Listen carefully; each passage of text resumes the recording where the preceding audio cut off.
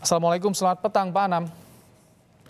Assalamualaikum, selamat petang, salam sehat selalu. Baik, Pak Anam, jadi informasi apa yang sudah dikumpulkan oleh Komnas HAM? Kapan akan kelangkat dari Komnas HAM? Akan kelangkatnya dalam minggu ini kami sudah ada di lapangan. Soal waktunya mohon maaf kami nggak bisa menyebutkan kapannya, tapi kami pastikan minggu ini kami sudah ada di sana. Nah terus informasi apa yang sudah kami dapat? Dari informasi awal dari pengaduan kami sudah mengembangkan dan dapat berbagai informasi yang sifatnya mendasar. Ya, ada berbagai rekaman video, ada berbagai foto, ada berbagai background kenapa itu bisa terjadi dan lain sebagainya. Nah, oleh karenanya dan kami juga sudah berkoordinir dengan berbagai pihak yang terkait masalah ini agar ketika kami datang ke lokasi itu semuanya lancar, bisa bertemu dengan masyarakat, bisa bertemu dengan korban, bisa melihat langsung TKP-nya dan lain sebagainya, agar terangnya peristiwa ini bisa terkuak begitu. Apakah ini soal terkait rehabilitasi narkoba, ataukah soal tempat yang memang tidak semestinya, misalnya orang bekerja terus di kerangkeng di situ misalnya, nah itu sedang kami dalami.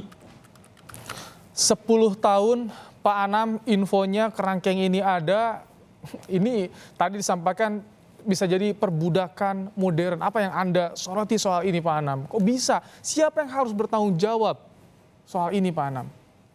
Makanya banyak informasi yang masuk ke kami sampai sore ini.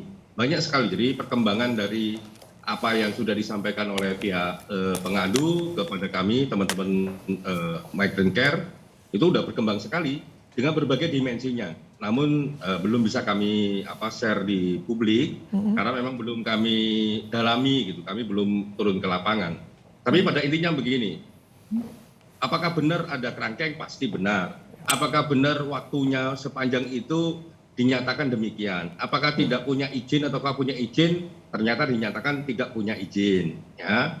Terus apakah di situ ada kekerasan, penyiksaan, perlakuan lain yang merendahkan martabat? Potensinya sangat besar. Nah, apakah di sini, di titik ini, potensial terjadi pelanggaran hak asasi manusia? Kalau ngomong potensi atau dugaan dan potensinya sangat terbuka, ada pelanggaran hak asasi manusia. Tapi ini semuanya akan kita uji nanti di lapangan. Oleh karenanya memang kami berharap semua pihak, teman-teman kepolisian, teman-teman BNK, teman-teman Pemda, masyarakat luas, korban, mau bekerja sama dengan Komnas HAM, memberikan keterangan sebenar-benarnya agar peristiwa ini semakin terang. Itu yang pertama. Yang kedua, di luar konteks apakah ini perbudakan modern, apakah ini penyiksaan dan lain sebagainya, yang pasti jadi pertanyaan besar kita semua. Kenapa ini bisa berlangsung lama tanpa izin?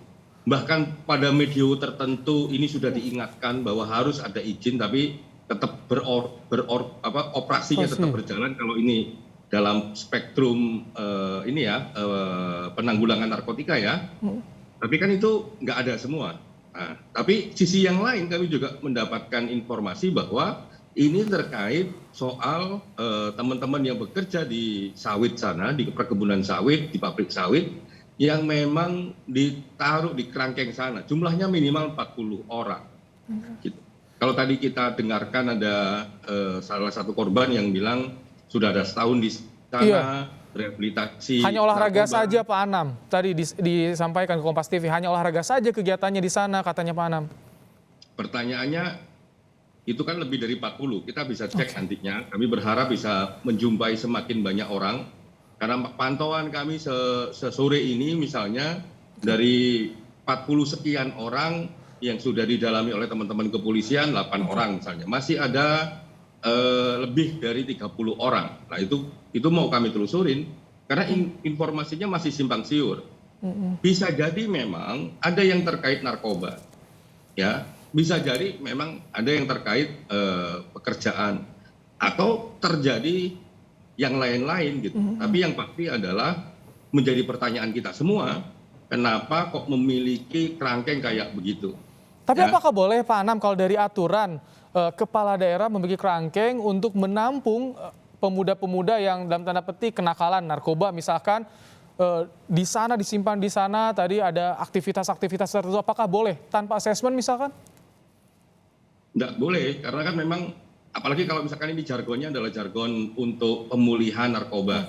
Itu kan ada prosedurnya, ada asesmennya, ada serah terima, ada berita acara serah terimanya dan lain sebagainya, dan sebagainya. Nah, itu yang nanti kita telusurin kalau memang betul demikian.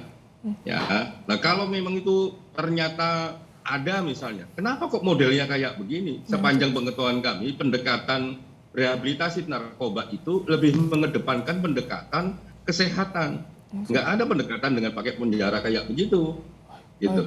Jadi Pengalaman kami berhubungan dengan teman-teman yang kena narkoba, ya, di rehabilitasi sosial dan lain sebagainya, itu pendekatannya jauh lebih mengedepankan kesehatan. Tapi praktek misalnya itu ada 2 kerangkeng, ya, terus isinya 20-an orang, satu kerangkengnya, itu jarang ditemuin. Baik Pak Anam, jadi dengan visual yang saat ini kita tahu bersama, kita sudah melihatnya, artinya potensi pelanggaran hak asasi manusia ini bisa terjadi sangat besar di sini ya? Potensialnya sangat besar terjadi.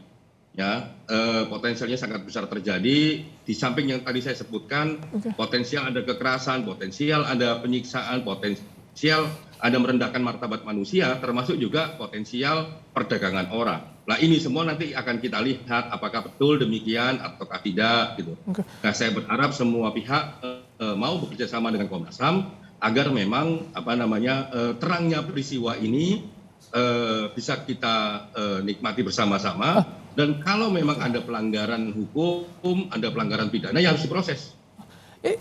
Baik, Pak Anam, nanti kita akan tunggu bagaimana survei dari tim komisioner dari Komnas HAM, melihat bagaimana dilangkat, informasi apa saja nanti akan diperoleh. Kita akan tunggu betul-betul soal ini. Terima kasih Khoirul Anam, Komisioner Komnas HAM, telah bergabung bersama kami di Kompas Petang.